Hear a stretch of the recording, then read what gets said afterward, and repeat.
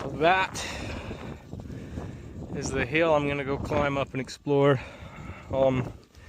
Walking up to it, just kind of seeing if I can find any old nails or barbed wire or something, you know.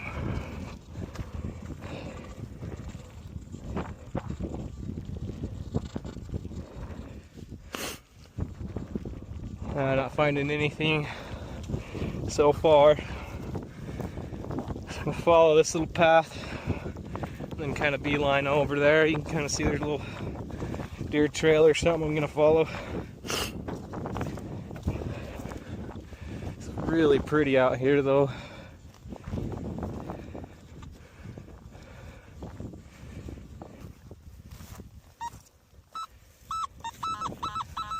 At least it's working. That's good news. Haven't found anything besides that soda can. But it's a good way to test it out. Make sure that it is working. And we are beelining our way to the hill. Monument Hill or whatever they call it. But real quick, well, there's some Brigham tea. Natural stimulant. Pretty good for you. You can make tea out of it. Antioxidants and all the good stuff. I like to chew on it. Tastes pretty good. I was almost hoping I'd see some flint or something up over here. Any sort of sign of, you know, Indians or anything that way, but I haven't seen a single speck of flint, obsidian or otherwise, so nor have I picked up any metal other than that pop can.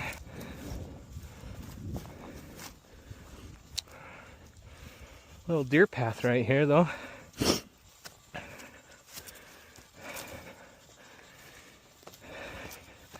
Sorry about the heavy breathing. I am quite out of shape.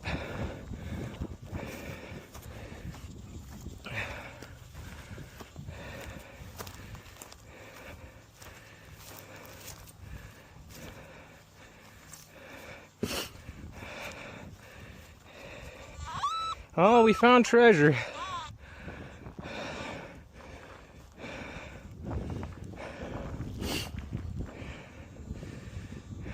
There's kind of this unnatural outcropping of sandstone right here.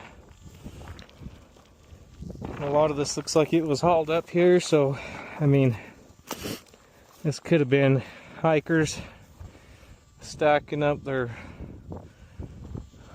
little rock piles, or this could have been a pit house that was maybe ransacked and buried up from the cowboy days. I mean, obviously this tree was felled. I mean, it looks like it was chopped with an axe back in the day and used at one point for firewood, but kind of interesting. Or a natural wash running all through there, probably ties back into the barracks over there. I have a plan eventually I'll be able to hike down the barracks all the way down to what they call Rock Canyon, and I think it's that canyon or the one on the other side of it. Theoretically I should be able to follow it up, make it all the way to the backside of Hilldale, Colorado City, right there through Water Canyon or Squirrel Canyon, but I haven't quite mapped it all out yet.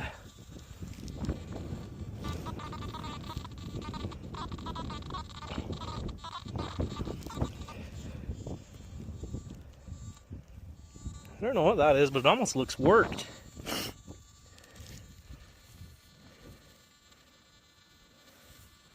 That is really interesting. That could have been.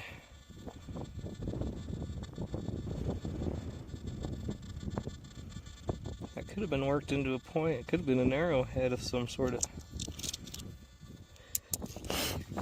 Anyway, first rocks I found up here. Pretty interesting. See, and I keep seeing stuff like this, and that's got to be pottery. Absolutely, that is 100% worked pottery right there. So that tells me that that probably was a pit house at one point, which makes me think the one up there is probably some sort of pit house or lookout point as well. So I'll head over there here in a minute, explore this ridge a little bit more, and see if I can find anything cool, some arrowheads or something. That's definitely some worked pottery though. That is really neat. Man, that thing is just, it's pretty. It almost reminds me of like a buried pyramid. Like if you had a bunch of dunes that had sat on there for millennia, thousands of years, turning into sandstone. Look at that.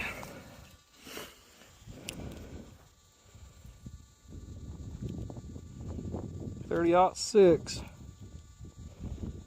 Remington.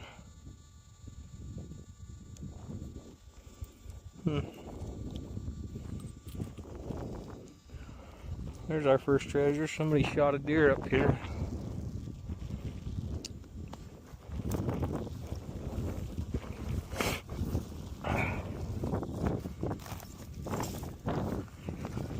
I'm gonna head over to this hill, and I will see you after I get through these thickets. Yeah. All right. Just wanted to point out real quick, one of the biggest concerns about walking through the sands or any type of desert landscape is really snakes. You really got to keep your eye out for snakes. There's a lot of rattlesnakes and other venomous snakes local to the area, and if you're not paying attention, they blend in really well. The nice thing about the rattlesnakes though is they'll typically warn you with that signature rattle before they strike, but that's not always the case. If you step on one, they'll strike you before you ever even know they're there. So it's really important to watch where you're going, pay attention to your surroundings, and just be careful. You know, anytime you're outdoors, nature can be a very cruel lady, and so you just stay on her good side if you can. There is nothing like walking up a hill to remind you of how out of shape you really are. I mean, you look at it and you think, yeah, I could hike up there, it's no big deal. Then you strap on 10 pounds worth of camera equipment and water and tools and metal detector and start hiking, and holy cow, maybe I'm not in as good a shape as I thought I was. Whew. But progress is steady, even if a bit slow, and we're moving. Had a pretty good cramp in my leg earlier, so that's mostly gone away. We're about up here to the top. I'm gonna get up here and catch my breath. That's the point I was at. That looks like a really cool point too. Every time you get up a hill, there's 3 more to go explore. Goodness. I'm probably picking the most unconventional route imaginable, but I really don't want to go around this thing. I'm tired. There's a fly trying to harass me. Yeah, all right. Let's see if we can make it up here with one hand. Oh, slipping down the mountain. Whew. Good traction. Really important for your shoes up here. Because all it takes is one misstep and you're rolling down the hill. So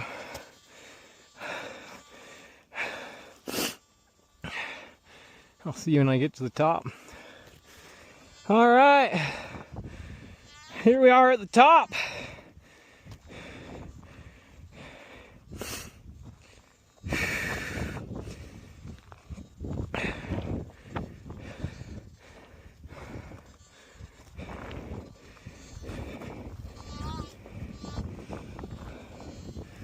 What the hell?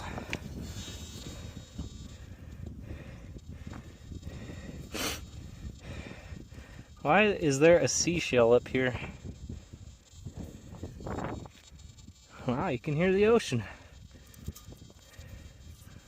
That is weird.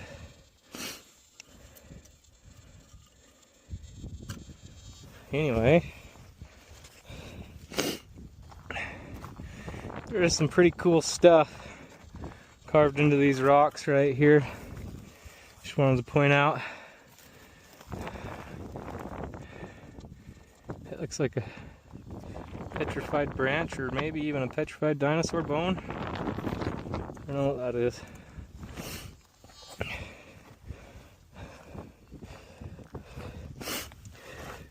Rebel. Can't make out most of them. Hayes and Harris, 1909, November 1st. It looks like there's something else carved there. Can't make it out. There. Tom Witt, 83, 1923. Holy cow. Troy. DT. So yeah, this pile of rocks and stuff has been here for, that's 23, it's been in here over 100 years piled right here, so it was a really neat piece of history. I, however, will not be carving my name into any of these stones, but they are neat to look at. Oh wow. That right there looks like an owl pellet. That is really neat. If I was a biologist, I'd probably know how to break that apart and tell you everything that the owl's been eating, dietary and all that. That's pretty cool though.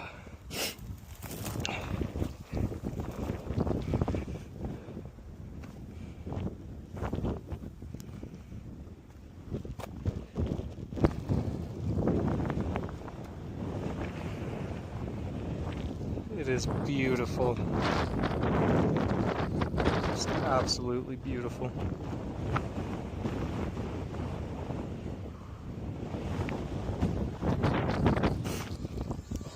I was really hoping I might hit some kind of metal anywhere up here,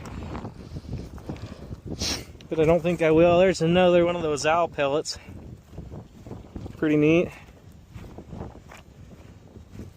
I'm assuming that's what that is anyway. Oh, there's our plaque right there. Okay. Will Wood.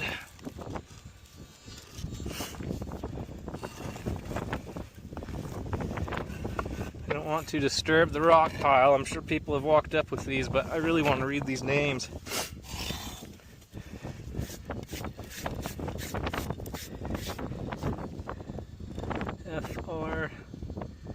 YBU, I don't know what that says. But Isaac Edwin Black, sheep herder for the United Order, built this monument during the winter of 1874. Here he left messages as to his camp location for those bringing him supplies. This is one of several monuments in this area, erected by Alan Clarence Black and family, June 17th, 1982. And that thing is just loosely mortared on there. I don't want to pull it off, so we'll leave it alone. That is really neat. I'm glad I found that. So I wonder where his camp was, if this was a monument erected to help find his camp.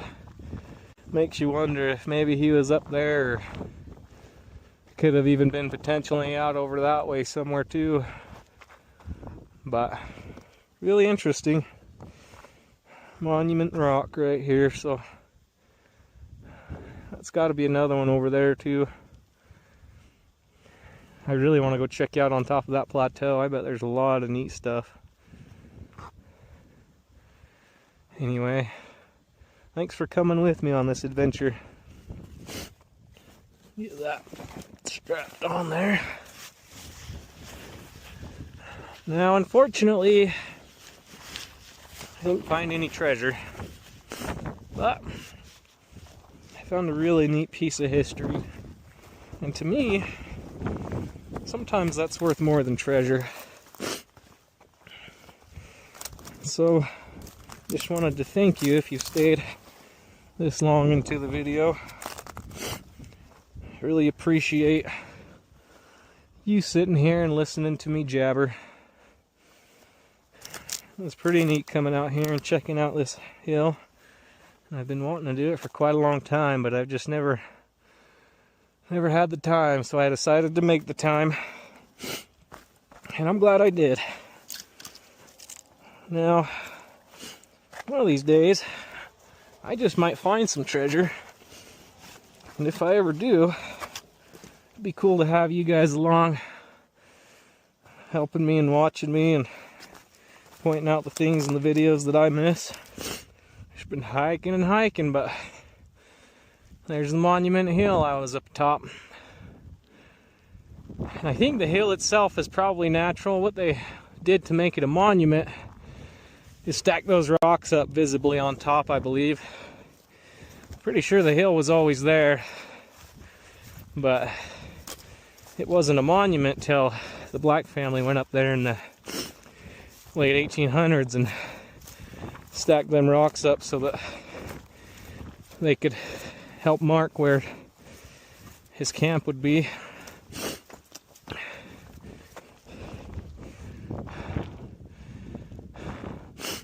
Oh man, that is just such a cool hill.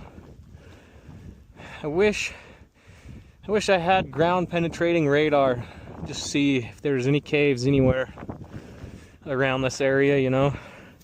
I mean, obviously it's all sand, so the likelihood is really low, but there's a lot of alcoves and different things like that that could have been buried up with time, pit houses and other ruins and stuff. And so it'd be really neat to kind of peel back the layers of sand and see what might have been out here in ancient times. Anyway,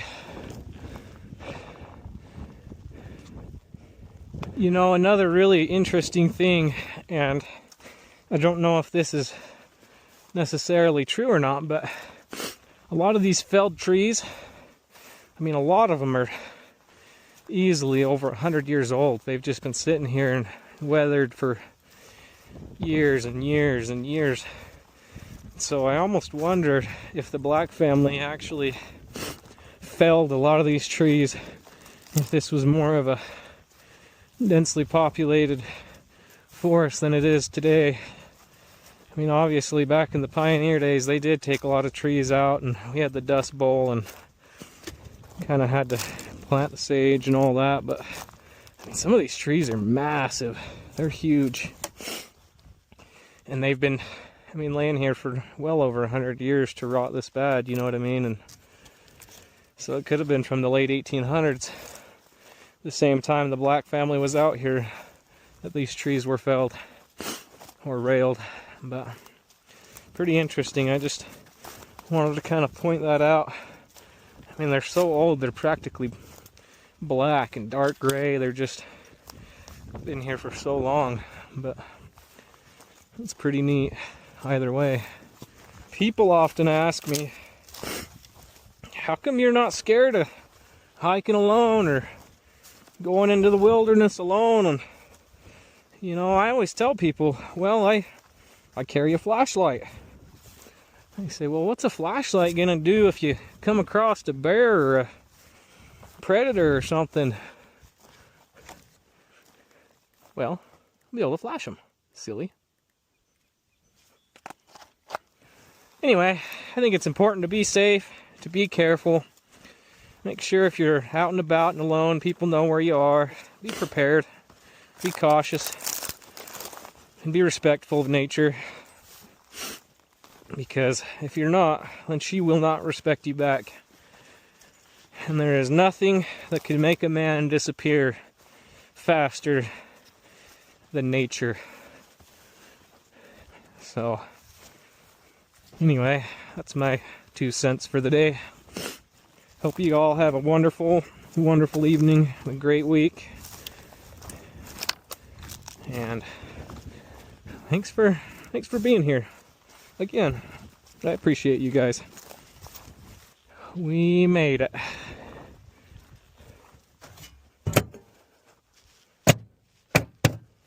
Someone siphoned all my gas. Now we're stuck here forever. Just kidding. It means a lot to me, and it helps the channel out significantly when you show your support, when you comment, when you subscribe, when you talk. It boosts the content. It boosts the page.